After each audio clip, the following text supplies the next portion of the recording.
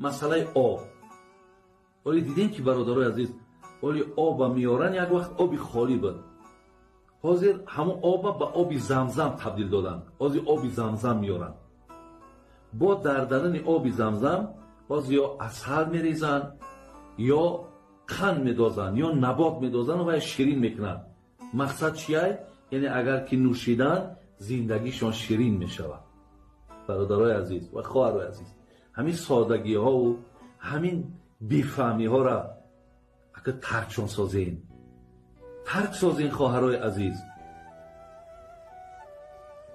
آیا زندگی هایی که پیامبر نازنین داشت، ابوبکر صدیق داشت، نه آب بود، نه عسل آب بود، نه آب زمزم بود.